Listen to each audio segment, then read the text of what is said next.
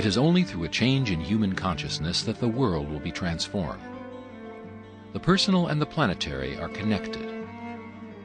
As we expand our awareness of mind, body, psyche, and spirit, and bring that awareness actively into the world, so also will the world be changed. This is our quest as we explore new dimensions.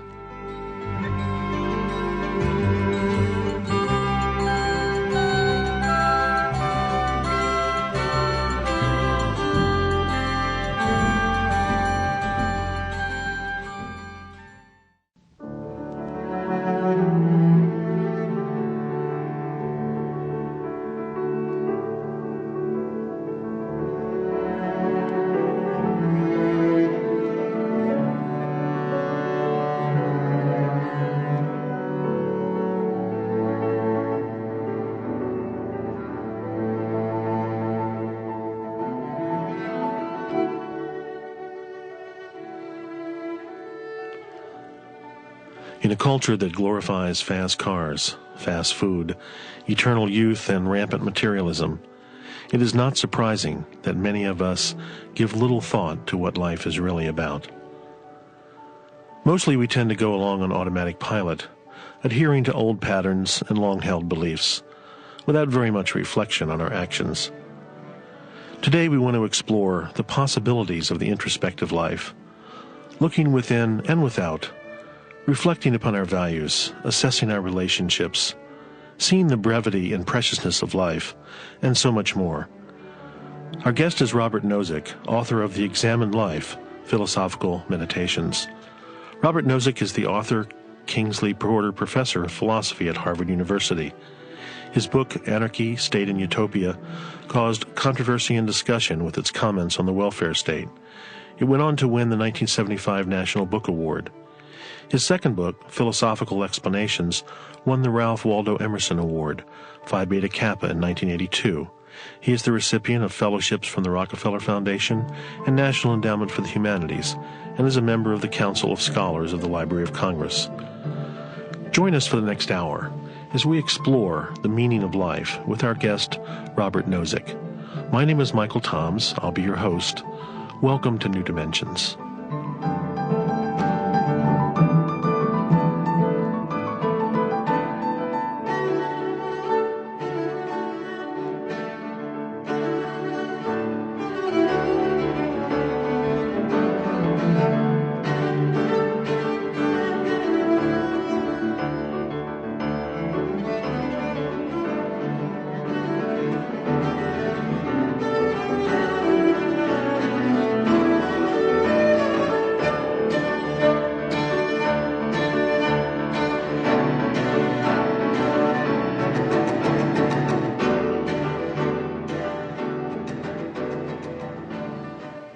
Robert, welcome. Thank you. Yes, it's nice to be here. So when did you first become interested in philosophy? When did that first occur for you? Well, it seems to me it actually occurred in high school, though I didn't have any very firm idea of what philosophy was about, but I was an avid reader and wandered through libraries and came across some philosophy books and came across Plato's Republic, actually, and read it or read the first part of it. I was very excited by it and thought these were wonderful ideas and bold new thoughts that I hadn't had before. It seemed like a wonderful activity and one that I wanted to learn more about and become part of in some way. Though it was only at university that I then started to really study it in New York City and learn more about it. So how old were you when you came across Plato's Republic? Well, 15 or 16, I think. Mm-hmm. And I was also perhaps a little bit show-offy as a kid in the way young people walk around with books showing other people that they're reading books. I mean, Plato's Republic for a while might have been my emblem as a young person. But it was an inspiring vision of things and of how the mind could work and be concerned about important things. So why particularly did Plato's Republic intrigue you? Well, you see, particularly, it's not quite that I had read all the other philosophy books and decided Plato's Republic was the one. It was the book I stumbled upon as a kid early in the paperback revolution in the 1950s. But there was talk in it of it combined the rational and the quest in life in an interesting and intricate way. so that rational were rational arguments and trying to work out a theory of things. And yet Plato, as is well known, had this theory of forms and higher things and a deeper reality that we were trying to relate to. So in some way it was combining the rational mind with a spiritual quest of some sort, or if not spiritual, at least a quest for higher things. Were you a member of a religious group at that time, or were you being raised in any particular religion? No, well, I am Jewish, and it was a Jewish family, but I was not at that point in any way attached to it, and so it was really perhaps an alternative mode of intellectual and spiritual development rather than one that I thought was going to enrich what I was already doing. I mean, like many young people, I was sort of somewhat combative about religion at the time and skeptical and questioning. It kind of started your mythic trail, and then that led you to college and a major in philosophy? That's right. Yeah.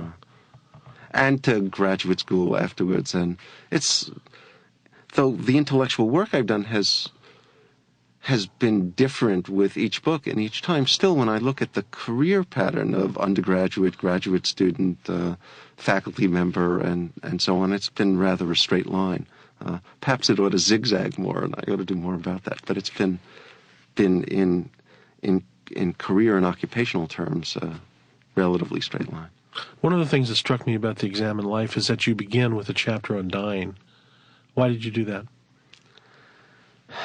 Well, we may not know fully why we do everything, but it seemed as though dying was a question that raises forcefully to people issues about the meaning of life and the purpose of life. It emphasizes its finitude.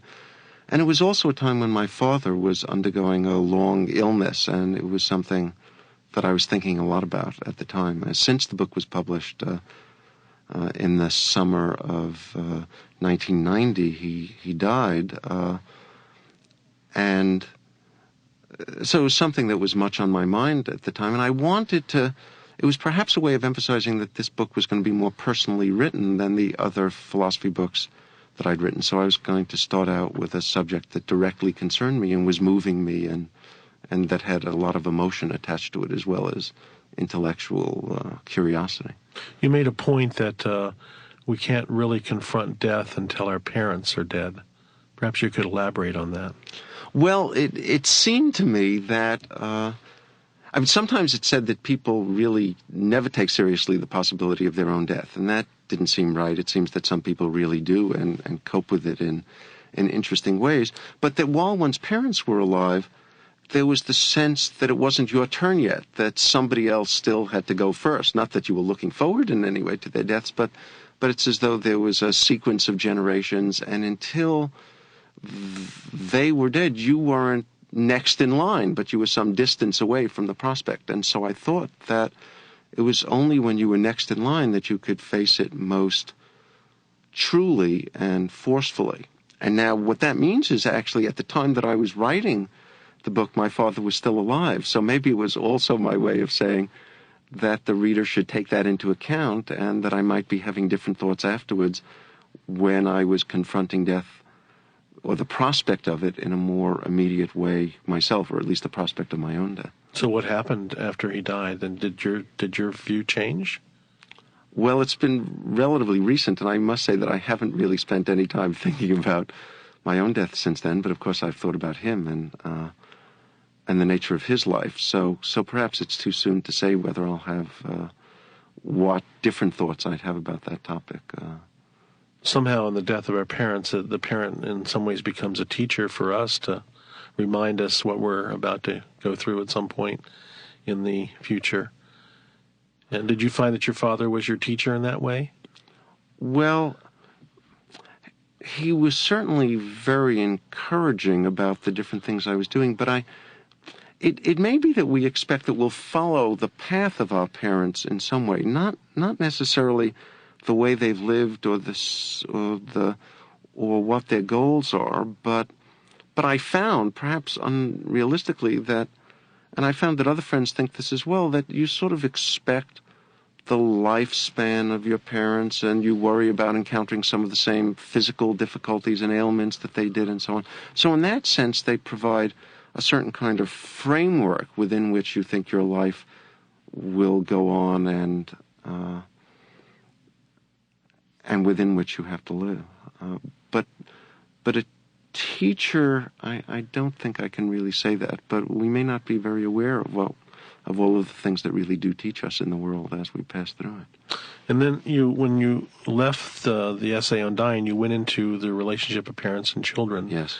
And so that was an interesting combination there, too, which means you were obviously kind of connecting the two in some way. Well, yes, but it's also true that at the same time that one thinks about parents dying, those of us who have children think about continuity of generations and what it means to have a next generation and what the situation will be when we die, and comforting one's parents as they're dying brings up thoughts of what will happen when you're in your parents' situation and the children will be comforting you. And it comes to seem in a way, or it did to me at the time, that it was the comforting relation that was important in the relationship to death. It wasn't really so very important which position you were in at the time. You might at one point be the comforter, at another time the comforted. And what was important was to relate very strongly over this very significant life issue. You also wrote about the tendency on the part of many people to amass wealth and to bequest that, and the level of control that incorporates even after the person dies, that you can control your children with the way you handle your will. What about that? Well, yes, I hadn't myself encountered anything like that and so on, but it did seem, as I was thinking about the way people want to express their relationship to children, that often the institution is set up so that parents are very controlling of their children and try and bring about certain kinds of subservience during the time that they're alive. But it's, in a certain way, thinking about material goods played a motivating force in this book in the following way. That is, as when I entered the academic world, there were not large material rewards that were in prospect, and I pursued intellectual thought and figuring out philosophical problems, some of them with personal relevance and others just out of intellectual curiosity, and grew older and was in a position where I could rethink the value of material goods. By rethink the value of it, I mean, like many people who choose to pursue some intellectual course of life, I really denigrated material goods. They weren't really important. The most important things were other things. And so later on I came to think, well, was it that I denigrated the importance of that? Perhaps because I didn't see a very clear way to acquire it in large quantities and so on. And now that I was older and I wanted to rethink the value of those things, perhaps they were more valuable than I thought. I didn't really think so, but I wanted to rethink it. And perhaps predictably I ended up saying, no, they're not really more valuable than I thought. It still is a trivial and superficial life that pursues material goods and makes that central to one's quest. And I wanted to understand why in various kinds of ways. But I thought it was important to freshly reconsider some of the goals and principles and standards that I'd taken for granted ever since I was a young man at the age of 19 or 20 and set out on a direction in life. And it seemed to me that every so often, I don't say very frequently, one should, you mentioned automatic pilot, one should reconsider those kinds of goals in fresh life circumstances to make sure that you're still pursuing what freshly considered you would take to be most important. Then you kind of went away from the material and suggested the possibility of how we might bequeath our knowledge, our life experience to our children. Maybe you could expand on that. I suppose it was not only to our children but to other people. I thought that one of the things we really wanted to convey to our children and to others was a sense of what we held most precious and most valuable. And though wealthy people were intent on leaving material possessions, there were other things that we could leave to our children. An example, a sense of curiosity, liveliness, enthusiasm, in addition to loving them and so on. And perhaps also in writing a book like The Examined Life, not to make it... there's a sense that when one hopes personally helpful to other people in life, and you teach, and that's very valuable, and you awaken people to ideas. But in part, I'd like to think that as I was writing, I was trying to do something that might be valuable in other people's lives, and what can one convey to them then but thoughts and an attitude towards life and what it is. So it's not just to one's children, but I suppose a way of saying that in one's books, and in this book in particular, there was an attempt to give something to people. Now, that doesn't mean that I was setting out a view of life that I thought that they all ought to follow. So perhaps what I was giving was not only some sense that I had of how to live life, but a sense of how to think about it. And that reflective way was something that I think I wanted people to do, at least for a while, as they read this book, even if they ended up going along a different path. Well, in some ways, it's not the answers, it's the questions we ask. And the questions we ask and how we approach those questions. I mean, those don't determine answers, but there was... It's not just the questions. You wouldn't want to spin a roulette wheel and then if the ball lands on number, 28, say, okay, that means this answer and I'll follow it. So, I mean, of course, I'm not telling you anything special. And so it's deepening the questions and also showing a way to responsibly think about the questions, but also of being open to new and perhaps unorthodox answers to some of these questions. I'm speaking with Robert Nozick, author of The Examined Life, professor of history at Harvard University. We'll be right back. Philosophy? Philosophy. Yes. Excuse me, that's right. That's all right. Great. Maybe I should be a professor of history.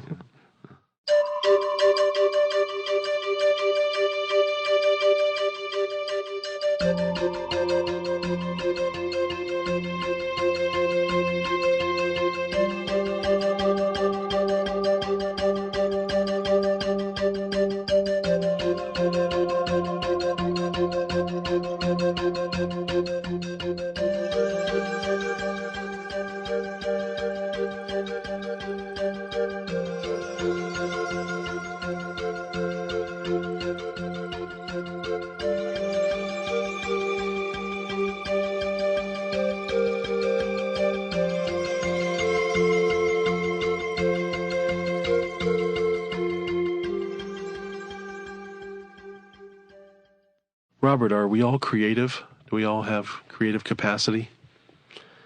Well, if creative means the way Michelangelo and Leonardo and Tolstoy and Einstein were creative, then we're all not that creative, actually. I mean, perhaps it would be nice to think that we all did have the capacity and it just hasn't been fully developed, but I don't know that that's true. It's an optimistic story. But I think we all do have the capacity, if not to be creative in those ways, to mold our lives in new directions so that we break established rigid patterns, so that we notice them, so that we think of new alternatives in our personal relations, in what we're doing, in the way we encounter other people, so we don't stay compressed in the boxes and the rigid frameworks that people often take for granted and don't see any way around. So in that sense, I think we want to be creative, and we have the capacity to be, and we ought to be alert to opportunities for being creative. Yes. There was an essay in the book, The Holiness of Everyday Life. Yes. And I was struck by that. It's almost an Eastern concept. Well, it did arise. In part, I think I did pay attention to it because of Eastern-like issues about meditation, or not issues, but an interest in Eastern meditative practices. There is some strand in Western thought also that will talk about the holiness of everyday life. The American transcendentalists talked about seeing the universe in a flower and so on. The Jewish tradition has commandments that are meant to sanctify and bring out the holy part of everyday life. But in my case, it really was an interest in Eastern meditative practice that leads one to notice everyday activities in a very different way. Activities like eating and breathing and just noticing ordinary objects, they tend to have a unsuspected dimensions and a great richness and almost revelatory power about them. And it may sound in some context too precious to talk about it that way, but it does. What I meant by the holiness of everyday life was that the world was unsuspectingly rich in this way, and if one approached it with the right attitude, it's not an accident that this book, The Examined Life, was subtitled Philosophical Meditations. It was not just that I wanted to draw on the philosophical notion of Descartes wrote Meditations and thinking about things reflectively, but I wanted in some way to have Eastern meditation also be a part of what was happening in this book, and Buddhist meditation in particular. And so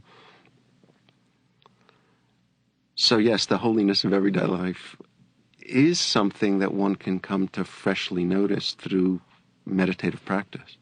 Yeah, I was reminded of a book by Karlfried von Durkheim, who's a psychoanalyst in Germany who spent much time in Japan, enamored of Zen Buddhism, and that he wrote a book called Spiritual Life as Everyday Practice. Yes. And again, it was that emphasis on the everydayness of life and yes. the aspects of everyday life being a vehicle and a catalyst for personal transformation. Yes, and Zen and the Buddhist tradition in general, but Zen in particular really does emphasize everydayness and the ordinariness of what one is noticing, but then one is noticing it in a fresh way. It's not everyday inattention that they're concerned about. They're concerned about paying very sharp attention to things in a way so that the self and yourself doesn't get in the way of seeing things the way things are. See, in fact, it seems to me that the Zen koans are sometimes misunderstood and misinterpreted. If I might say something please. about that. Some people view various spiritual traditions as a way of taking one away from this world and to another realm and so on. And that is very interesting, but it seems to me the Buddhist tradition really should be viewed as getting us to pay a particular kind of attention to this world and to see it freshly. And the koans are sometimes thought of as questions that have no rational answers, and they make us see the limits of rational thought. But it's unclear why, if these questions, what is the sound of one hand clapping, etc., why,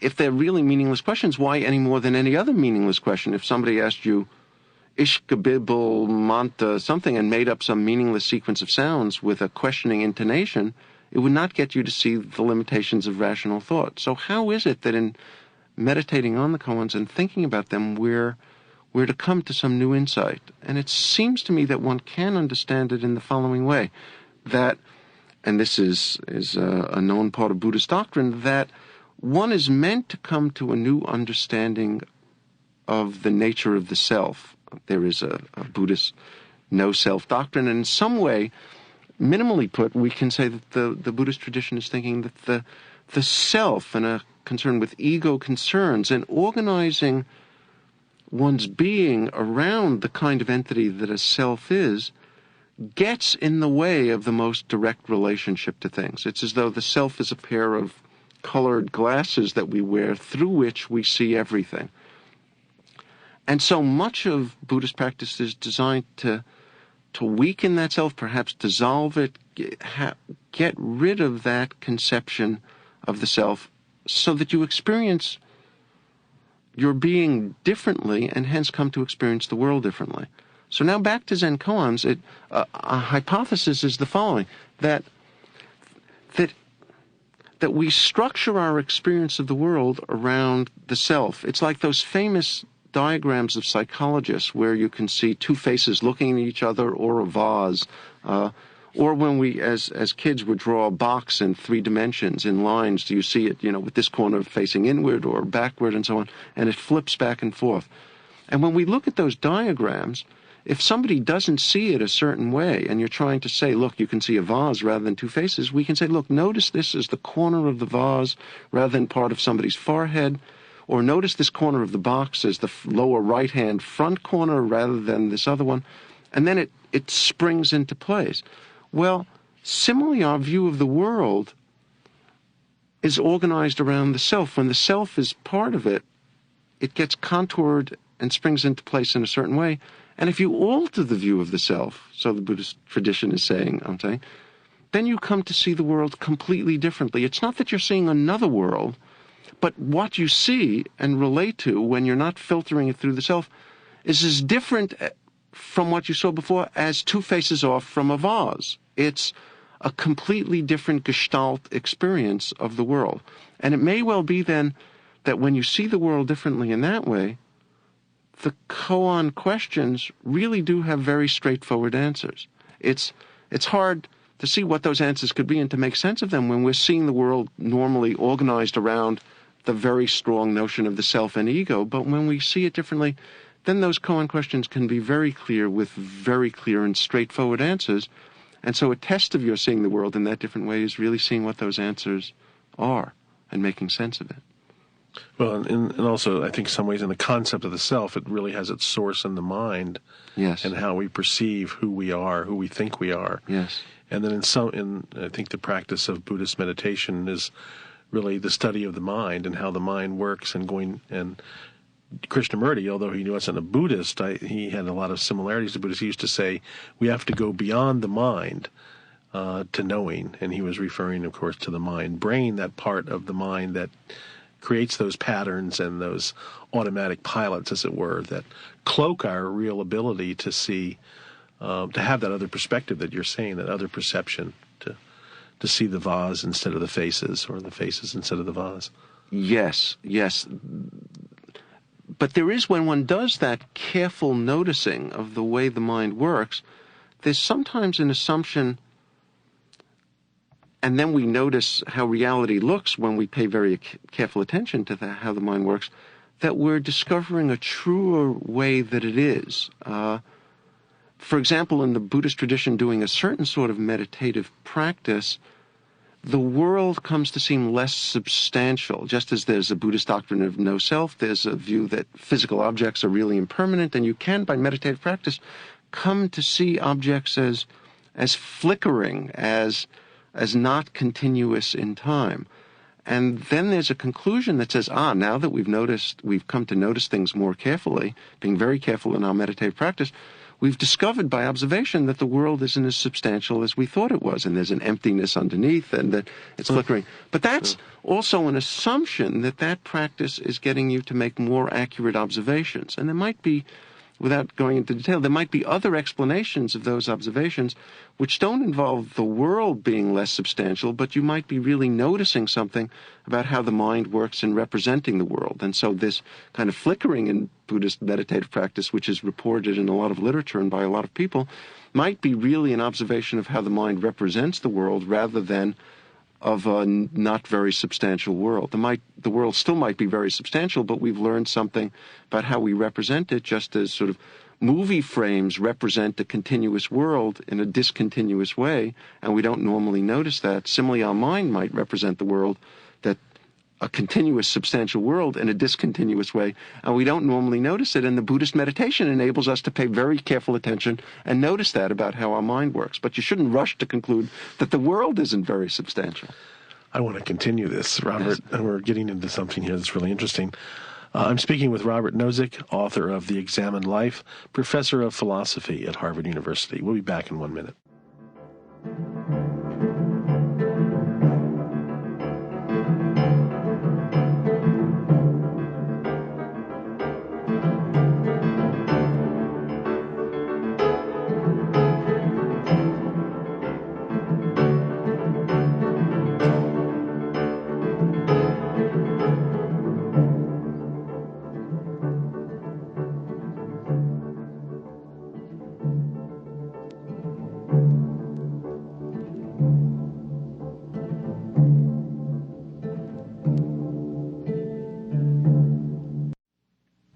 I'm thinking, as you were talking, I was thinking of the quantum physics physicist definition of material reality. Just this table that we're sitting at is basically a collection of molecules and atoms and protons and neurons, and they're all revolving, in that flickering way that maybe the Buddhist meditator sees. Yes. In some ways, we see the quantum physicist almost talking in mystical terms. So it may be that the practice of meditation does take us into seeing the material reality for what it really is.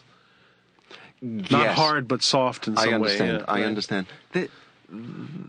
What the physicists are telling us is extremely interesting here, and there have been a number of people interested in spiritual practice of one sort or another who have paid careful attention to that.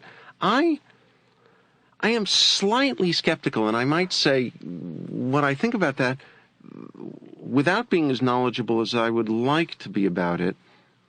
And it's part of a general pattern of what I think. I think one wants to combine sort of rational consideration of things with an openness to new directions and dimensions of things that one might not otherwise observe. What makes me slightly skeptical is the following: that many of the physicists who say this were people who were predisposed already to want to produce a spiritual interpretation of physical reality, that they were independently doing a spiritual practice or a meditative practice, and they say, look how physics supports the view that we have.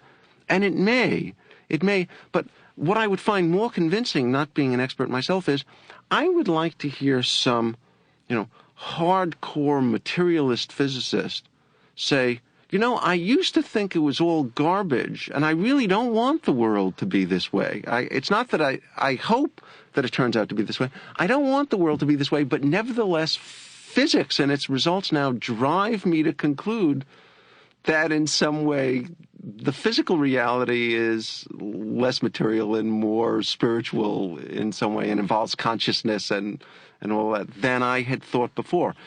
Somebody reluctantly being convinced of that, who knows the physics very well, to an outsider like me who doesn't know it very well, but who follows some of the discussions of it, would be more compelling evidence of the conclusion that the physical theories now are receptive to a spiritual interpretation than somebody who is yearning for a spiritual interpretation who says, look, it really opens itself to that.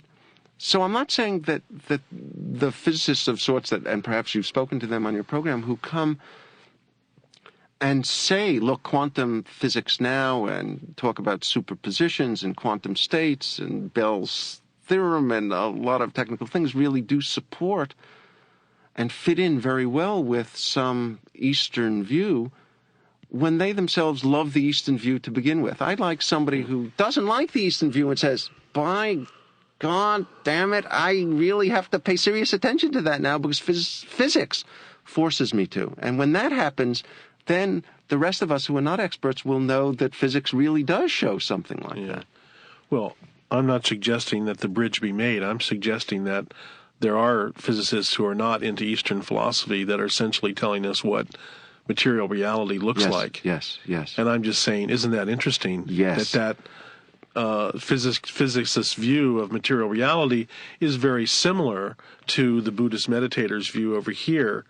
And just to say, isn't that interesting? Good. Yes, I agree. And it certainly is the case that the physicists now, whether or not they're receptive to Eastern views or not, have a very hard time presenting a coherent view of what reality is like in view of quantum physics. It's not just that it's indeterministic, but the notion of an independently existing reality and what it might be like apart from our observations is now no longer clear. And it changes when we observe it. That's right. That it's so independent. And in a way sort of comes into being when we observe it. Exactly. Going, as they say, from a superposition into a particular state. So the point I wanted to make was that these views that are being propounded by physicists, whether or not they're interested in Eastern philosophy, are very interesting when one goes over here to the literature in Eastern philosophy and notices what they're saying. Right. There's interesting parallels. Yes, I quite agree. Yeah. One of the things that occurs to me when we're talking about the holiness of everyday life and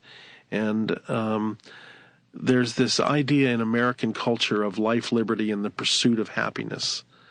And I think that we're all kind of conditioned with the idea that we're supposed to be happy all the time.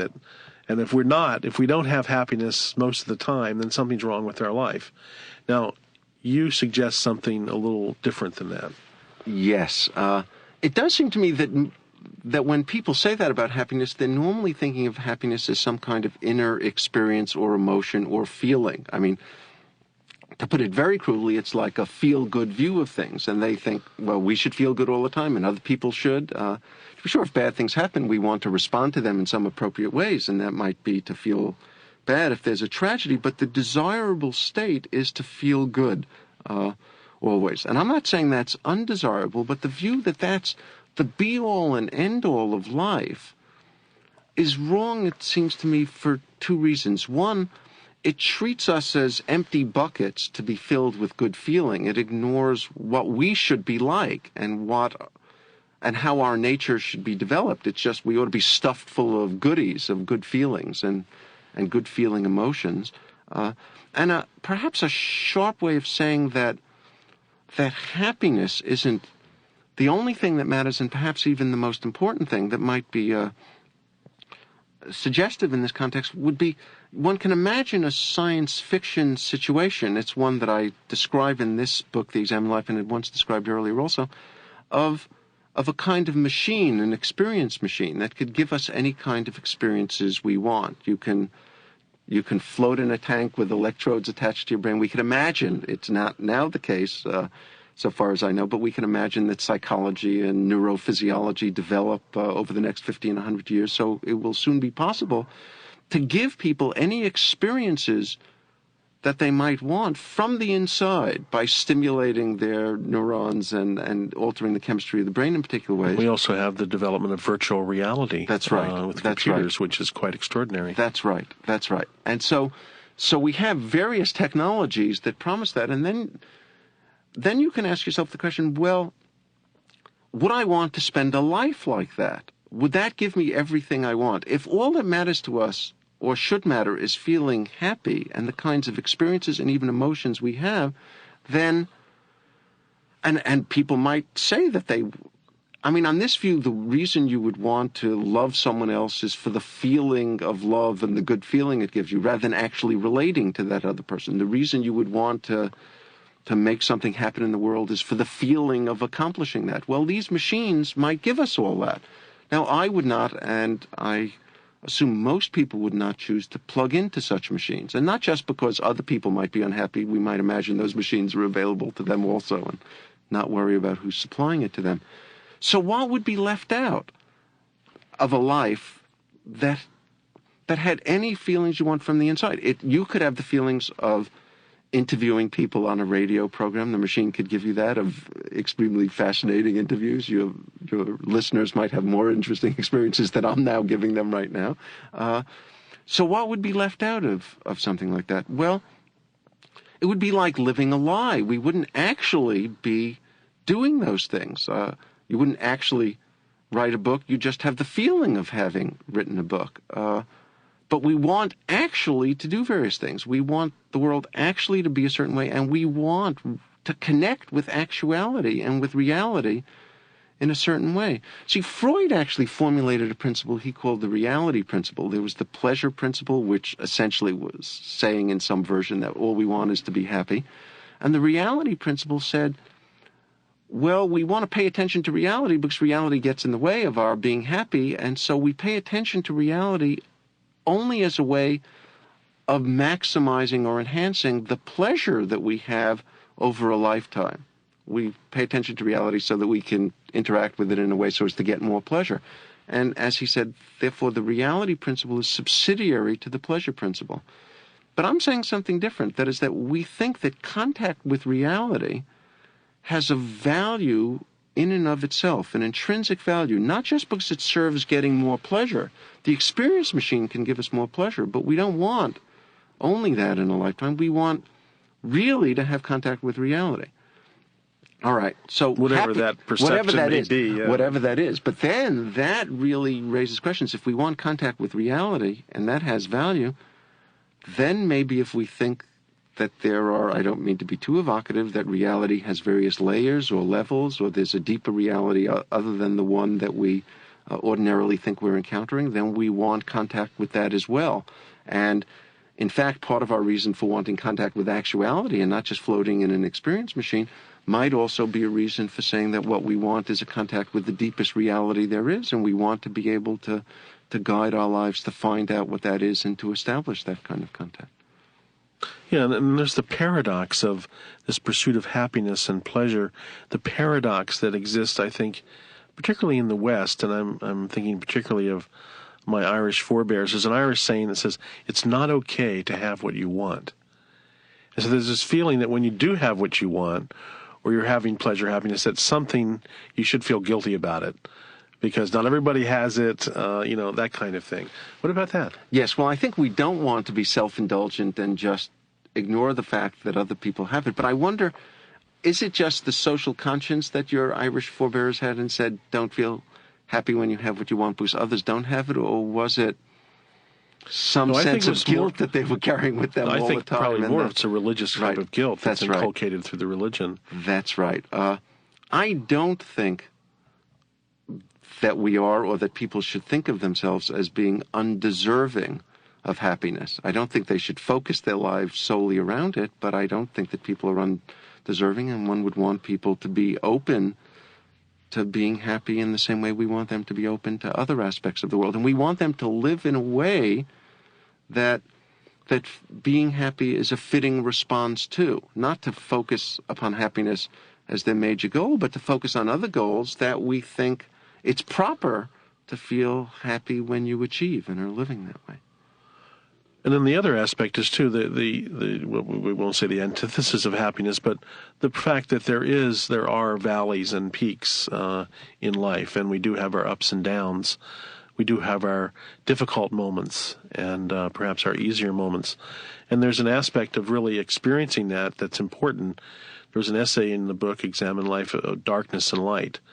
And particularly there was a quote that that I thought was really quite wonderful from Rilke, that I'd like to just sort of read now, because it really kind of captures what I'm trying to say here and what you're trying to say.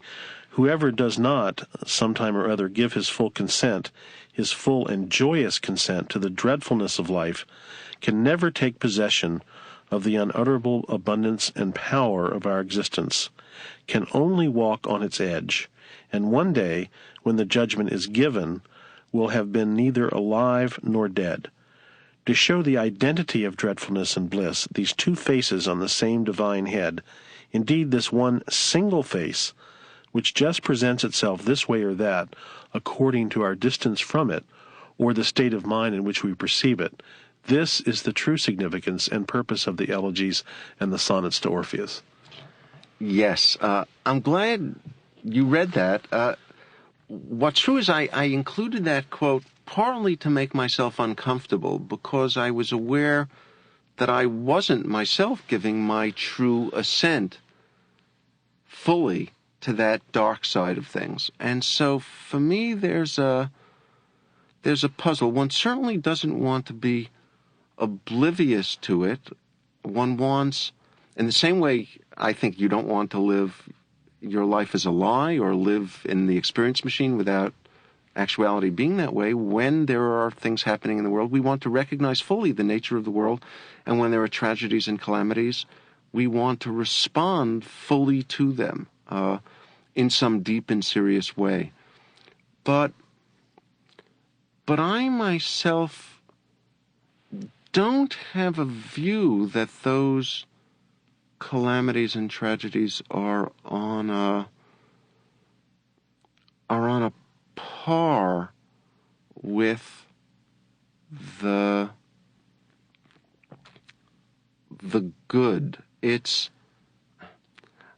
I suppose it's an optimistic assumption that if we get down to the ground floor of the universe, whatever that's like, that we will find that the darkness is not as deeply rooted as the light.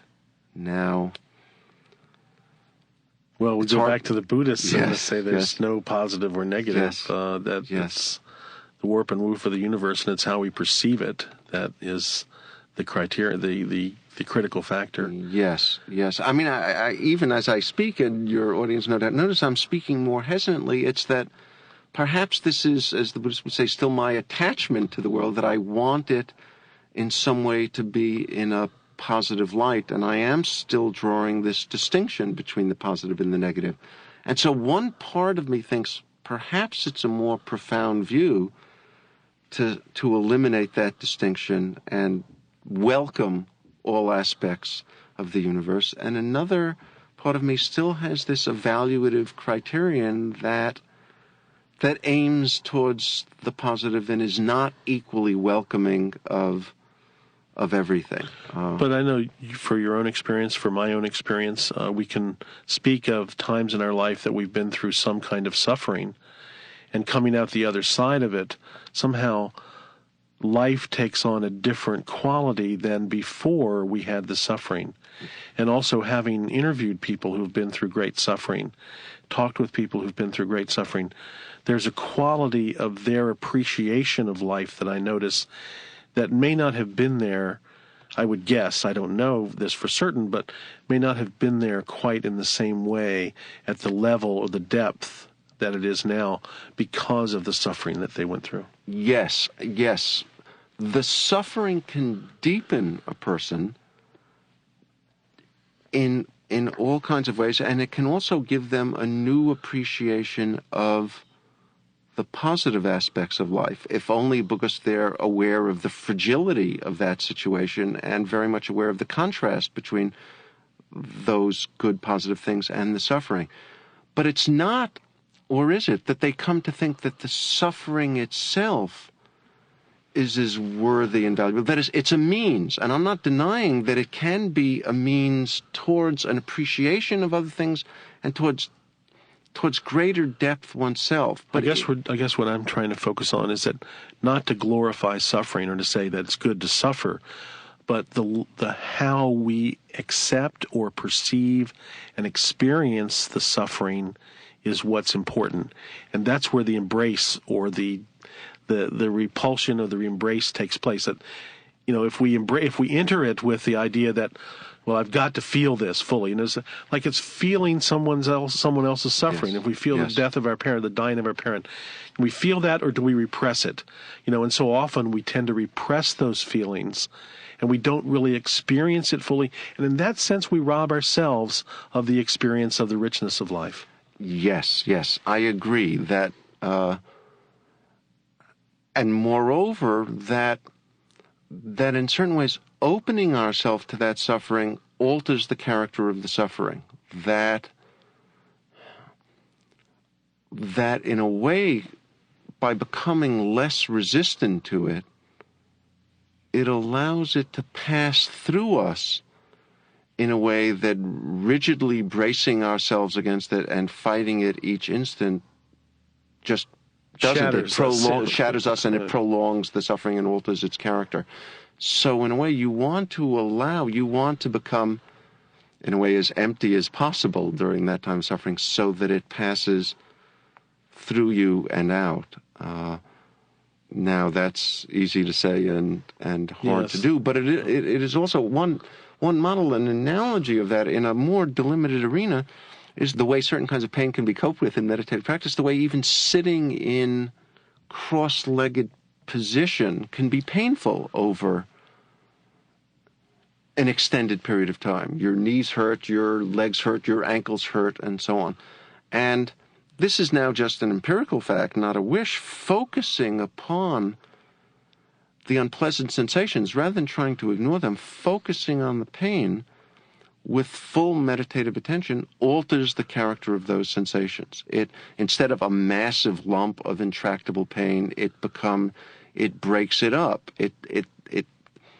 So it's not just one lump, and moreover, it's not just pain. It may be very intense sensations, but all of them are no longer negatively experienced. And so that focus of attention alters the character of the pain, and it makes one think that perhaps certain kinds of pain, at least that physical pain, doesn't just come guaranteed to be pain. It's partly the way we're perceiving it that makes it pain. And when we alter the kind of attention we pay to it and the way we perceive it, not just grimacing and turning away, but looking at it, its character gets altered.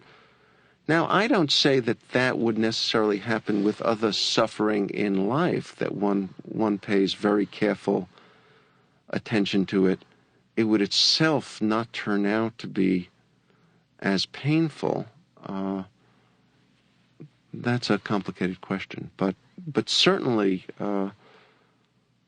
that kind of non-denial of willingness to face the fact that one is suffering can, even if it doesn't shorten it right then and alter it right then, can, I believe, change the way you are afterwards. Yes. You also brought up enlightenment in the Examined Life, and I think in the West we have, the Age of Enlightenment, and we have a view of enlightenment that differs from the Enlightenment view of the East. Perhaps you can talk about that a bit, because you kind of focused on the Eastern definition of enlightenment, and I wanted to bring in the Western aspect as well. The West, you mean the 18th century and the French Enlightenment and so on. Right. Well, that's actually interesting. It's funny that I should have thought about the parallels, but let me now say that each of these movements was a way of escaping from the rigidities of imposed patterns of thought. In France, the home of the Enlightenment, Voltaire and Diderot and Montesquieu and others, there was, and Kant also as a figure of the Enlightenment in Germany, there were inherited medieval religious patterns and social patterns that fettered people and kept them in a certain sort of chains. Rousseau said man is born in chains. And straitjacket, yeah. That's right. And so the Enlightenment was bringing rational thought to bear, the Western Enlightenment, rational thought to bear to re-examine, to notice those chains, re-examine it, and show ways of being unchained, unfettered. And similarly, the Eastern tradition is noticing other kinds of binding fetters that a certain relationship to the world and a certain building of the self brings about, and they're also proposing different kinds of techniques to loosen or dissolve those fetters and chains. So each of them is a liberative movement, and it's interesting that enlightenment doesn't itself mean liberation, though in fact liberation is a term in Eastern thought as well, at least as it gets translated into English. But each of them are liberation through a certain kind of knowledge and change of view. Yes. Yeah. So what do you think Eastern Enlightenment offers us in the West? Well, I don't have a simple answer to the question of what it offers. I think it's something that we have to take very seriously, and we want to both... I mean, it offers us perhaps an alteration of our view of what our goals are and of what we ought to be like as people, and it offers us also a route towards connection with a deeper reality that we might not normally have any contact with. But we want to use our rational minds also to examine along the way any spiritual practice that's suggested and to see whether it really does deliver the results and combine both the spiritual side with our rational side. Well, Robert, I feel there's a great deal more we could cover, but we're running out of time. I might just say one thing, that your book, The Examined Life, I think is a good map to the territory of data and life experience that we all have, and is in a sense a map to kind of culling out the wisdom in our own lives. And it seems to me that what we have a great shortage of in these times is wisdom and a great abundance of information and data. So in that way, it's a contribution. Oh, well, thank you very much. And it's been very nice being here and speaking to you. It's been nice talking with you.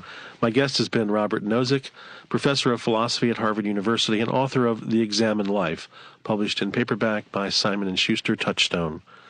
My name is Michael Toms, on behalf of the New Dimensions radio staff and all those who are members of Friends of New Dimensions. I'm wishing you lots of examination in your life. This is program number 2223. Robert Nozick, one of the late 20th century's most influential thinkers, died in January of 2002. He was 63.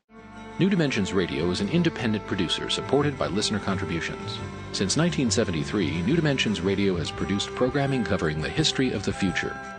For more information and a complimentary copy of the New Dimensions newsletter, or to order an audio copy of today's program using American Express, Visa, Discover, or MasterCard, call 1-800-388-8273.